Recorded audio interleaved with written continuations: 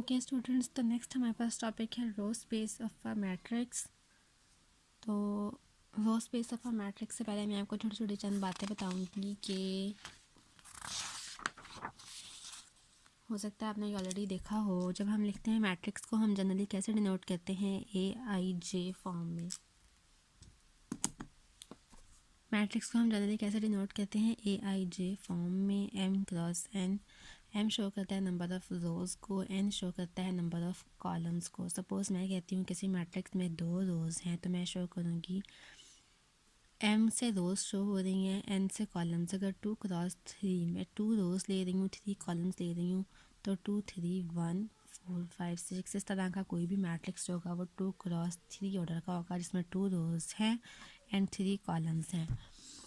तो जब भी आ जाए कि मैट्रिक्स में इसने क्या कहा कि row space of a matrix को हमने डिस्कस करना है, तो उससे पहले अगर कि मैं सपोज़ मैं इस मैट्रिक्स को कहूँ, इसकी फर्स्ट रो है R1, इसकी सेकंड रो है R2।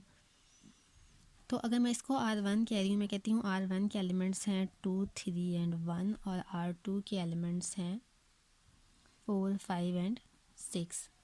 इस तरह से मैं इसके एलिमेंट्स ले रही हूँ। अब देखें, ये R1 3 कोऑर्डिनेट्स पर कंसिस्ट होता हुआ एलिमेंट है, तो ये किससे बिलोंग करेगा, R³ से। ये भी 3 एलिमेंट्स हैं, ये किससे बिलोंग करेंगे, R³ से। और अगर इसी को मैं कॉलम्स में देखना शुरू कर दूँ, तो C1 column, C2 C3। C1 में एलिमेंट्स हैं 2 4, ये 2 एलिमेंट्स पर है, किससे बिलोंग करेगा, R² से। इसी तरह ये भी R² से, ये भी R² से।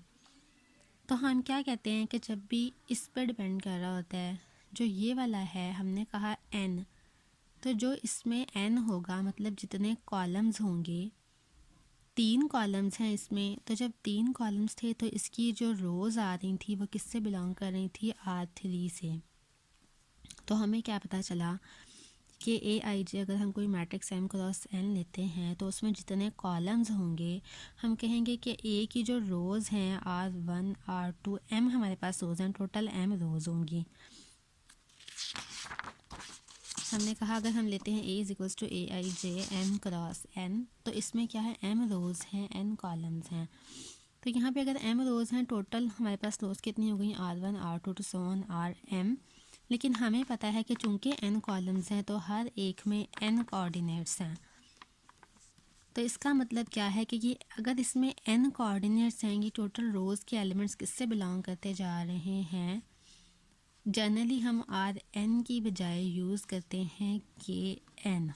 तो ये बिलोंग करते जा रहे हैं Kn से। हमें पता है जब 3 कोऑर्डिनेट्स होते थे तो बिलोंग करते थे R3 से।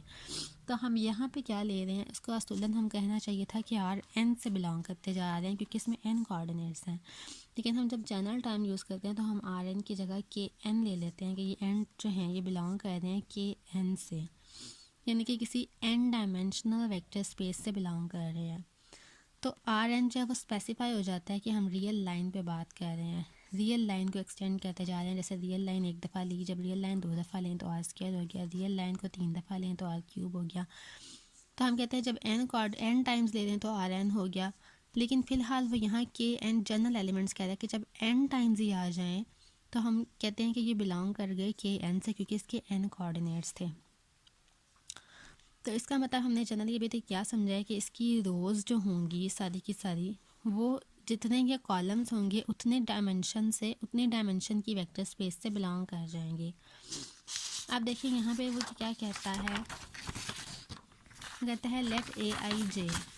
बहुत सिंपल सा कॉन्सेप्ट है, बस यहीं तक था, ये वाला आप अच्छे से समझ लें, उसके बाद ये बहुत ईजी सा कॉन्सेप्ट है। वो कहता है let AIJ be an arbitrary M cross N matrix over a field K. हमने एक arbitrary M cross N matrix ले लिया, जैसे अभी मैंने आपको पीछे बताया, जो इसकी रोज़ होंगी, पहली रो ले ली R1, उसमें एलिमेंट्स शो किए A11 A12 A1n, ये 1n को शो कर रहा है, A1n कि 1 जो है वो फर्स्ट रो को शो कर रहा है, और सेकंड जो एंट्रीज़ हैं ये कॉलम की एंट्रीज़ हैं, 1 2, यानी कि कॉलम्स जो हैं वो n तक वेरी किए हैं। उसके बाद ये पहला वाला जो 2 है कि सेकंड रो को शो कर रहा है, और 1 2 टू सो ऑन n जो है ये n तक एलिमेंट्स वेरी किए हैं। ये फर्स्ट रो की एंट्रीज, ये सेकंड रो की एंट्रीज, इस तरह ये थर्ड रो हो गई। वो कहते हैं ये सारी रोज़ किससे बिलोंग करती हैं, चूँकि लास्ट एंट्री ये n कोऑर्डिनेट्स हैं हर एक में, तो ये बिलोंग कर रही हैं रोज़ के n से। तो वह कहते हैं may be viewed as vectors in K n, कि ये देखा जा सकता, हम लोग इसको लेट कर सकते हैं कि ये वेक्टर्स किस में हैं, के एन में है। अगर ये वेक्टर्स के एन में हैं, अब देखें नेक्स्ट हमने क्या देखा था, हमने अभी तक डिस्कस किया, अभी तक तो हमने सिंपली क्या किया, हमने सपोज कर लिया एक मैट्रिक्स, उसकी रोज़ हमने कह दिया बिलोंग कर रही हैं के एन से, उसकी रोज़ अगर के एन से बिलोंग कर रही हैं। अब देखें सपोज़ हम कहते हैं कोई से 3 वेक्टर्स 1 2 3 5 6 7 एंड 8 9 10, हमने ये 3 वेक्टर्स ले लिया। हम कहते हैं कि ये 3 वेक्टर्स हमें पता है कि बिलोंग करते हैं आर क्यूब से। हमने क्या किया है, जैसे हमने स्पैन की डेफिनेशन में देखा, हमने आर क्यूब लिया, उसके कोई से 3 वेक्टर्स लिए, और हम क्या करते हैं, हमने चेक किया कि इनका स्पैन क्या होता है। हमने यही पिछले कॉन्सेप्ट में देखा है कि हम कोई सी एक वेक्टर स्पेस ले लेते हैं, उसके 3 या 2 या 1 जितने भी वेक्टर्स ले लेते हैं, फिर हम देखते हैं कि उनका स्पैन क्या आता है।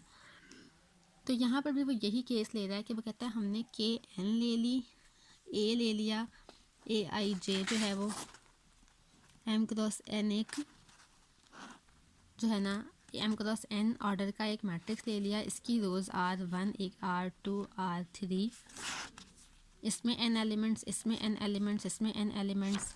अब वो कहता है इसका एक सेट ले लिया, जिस तरह से ये एक सेट लिया था, हम इस सेट का स्पैन देखना चाह रहे हैं।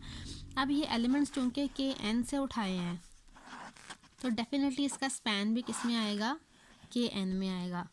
तो वो यही बात इस डेफिनेशन में बता रहा है कि लेट कर लिया कि अगर ये एक मैट्रिक्स हमने ले लिया एम क्रॉस एन ऑर्डर का, अगर हमने स्टार्ट कहाँ से लिया, एक मैट्रिक्स से। अब वो बेसिकली मैट्रिक्स को और स्पेसेस को आपस में इकट्ठा कर रहा है। वो कहते हैं अगर हम यहाँ मैट्रिक्स लेते हैं तो मैट्रिक्स की रोज़ को हम देख सकते हैं कि मैट्रिक्स की रोज़ जो है उसमें n कोऑर्डिनेट्स हैं। अगर n कोऑर्डिनेट्स, और डेफिनेटली अगर हम इसको वेक्टर्स डील करें तो ये किससे बिलोंग कर जाएंगे, के n से बिलोंग कर जाएंगे, इस स्पेस से बिलोंग कर जाएंगे। अब अगर इस स्पेस के ये सेट्स, इस स्पेस के ये एलिमेंट्स हैं, तो जब इसको एज अ सेट लेंगे टोटल को इसके एलिमेंट्स के तौर पे, तो ये इसका हम स्पैन देखेंगे, फिर हम इसका स्पैन देखेंगे। जब इसका स्पैन आएगा तो वो इसकी सब स्पेस होगा, इसके अंदर से कोई, जैसे हमने देखा था आर क्यूब के केस में, हम आर क्यूब में जब स्पैन ऑफ सिंगल एलिमेंट लेते थे तो वो एक लाइन बनती थी, जब स्पैन ऑफ 2 एलिमेंट्स लेते थे तो वो प्लेन बनता था। इसी तरह हम के एन के ही एलिमेंट्स उठा रहे हैं, हम इसका स्पैन चेक कर रहे हैं।